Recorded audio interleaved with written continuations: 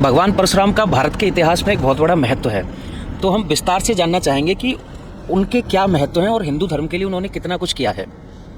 सभी विप्रजनों को परशुराम जयंती की अनेक अनेक बधाइयाँ, और सिर्फ विप्रजनों को नहीं, समस्त भारतीयों को, समस्त विश्व के नागरिकों को परशुराम जयंती की अनेक अनेक शुभकामनाएँ।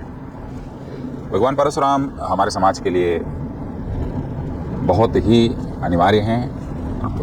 दुर्भाग्य ये है कि उन्हें एक वर्ण से, एक वर्ग से, एक जाति से जोड़ करके देखा जाता है कि परशुराम सिर्फ विप्र के देवता हैं। ये सब भ्रांतियां हैं, मन की भ्रांतियां हैं। इसे ब्राह्मणों को भी अपने दिमाग से निकाल देना चाहिए और बाकियों को भी निकाल देना चाहिए। क्यों? क्योंकि यदि परशुराम ना होते तो राम ना होते, और परशुराम ना होते तो कृष्ण ना होते। ये दोनों महत्वपूर्ण बात बोल रहा हूँ। इसलिए चाहे वो कृष्ण पथ का मानने वाला हो या श्री राम पथ का मानने वाला हो, और श्री राम और कृष्ण को मानने वाले शंकर उनके पथ के यदि मानने वाले हैं, तो उनके लिए परशुराम बड़े महत्वपूर्ण हैं, ये जानना चाहिए। अब आप कहेंगे कि परशुराम जी का ऐसा कैसा योगदान है कि परशुराम से श्री राम है। तो परशुराम का राम में ट्रांसफर हुआ था, ट्रांसफॉर्मेशन जिसको कहते हैं वो हुआ था कि परशुराम राम के रूप में हस्तांतरित हुए। अपनी सारी ताकत को, अपनी सारी जो भी उनके गुण थे उन सभी को ट्रांसफ़र किए थे श्री राम को। बोले क्या प्रमाण है? तो आपको ये ज्ञात होना चाहिए, सभी को ज्ञात होना चाहिए कि भगवान परशुराम जी जब सीता स्वयंवर में धनुष यज्ञ में पहुंचते हैं, तो वहाँ पर अंत में उनके कंधे से जो धनुष जो अटकी रहती है, लटकी रहती है, कहते हैं कि इस धनुष को जरा सा लेकर के बताओ। तो वो धनुष अपने आप परशुराम जी के कंधे से श्री राम के कंधे में चला गया। तो धनुष कौन सा धनुष था? वही धनुष था जिसका नाम था सारंग। शंकर जी के पास में दो महत्वपूर्ण धनुष थे, एक था पिनाक और एक था सारंग।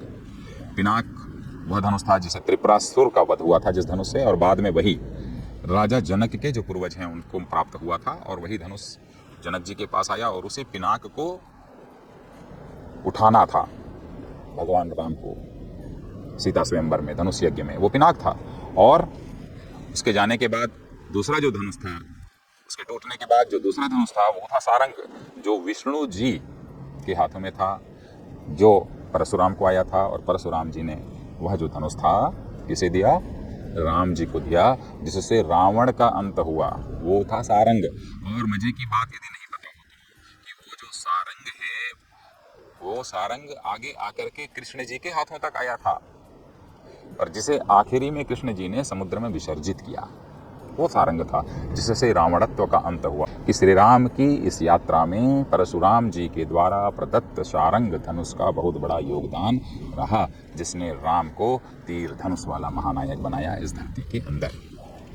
अब कहेंगे कि कृष्ण के प्रति क्या कैसा रहा, कृष्ण के प्रति क्या योगदान है? तो कृष्ण की उंगलियों में चलने वाला यदि सुदर्शन चक्र है, उस सुदर्शन चक्र के बिना यदि कृष्ण को आप देखने की कोशिश करोगे तो कृष्ण पुरुषार्थहीन हो जाते हैं। सिर्फ रास लीला के नायक रहेंगे, राष्ट्र लीला के नायक नहीं रहेंगे। राष्ट्र लीला का नायक अपने आप को एस्टैब्लिश करने के लिए कृष्ण की उंगलियों में सुदर्शन का होना आवश्यक था। कृष्ण ने कहा परशुराम जी से कि भाई हम जब राम थे तब आपने हमें सारंग दिया, और उस सारंग से रावण का अंत हुआ, तो हमारे साथ ऐसा छल क्यों, ऐसा भेदभाव क्यों? कि द्वापर में भी तो जरासंध है, द्वापर में भी तो दंतवक्र है। तो ऐसी स्थिति में कृष्ण आखिर उन दुष्टों का अंत कैसे करेगा देव, आप बताइए।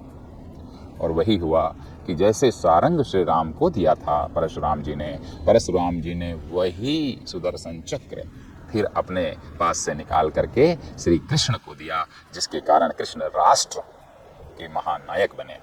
वो थे परशुराम, जो कि अपने शस्त्रों को राम को भी ट्रांसफर किए और कृष्ण को भी ट्रांसफर किए। इसलिए परशुराम का बहुत ही बड़ा योगदान हमारे समाज में है, इसे जानना चाहिए। सीताराम।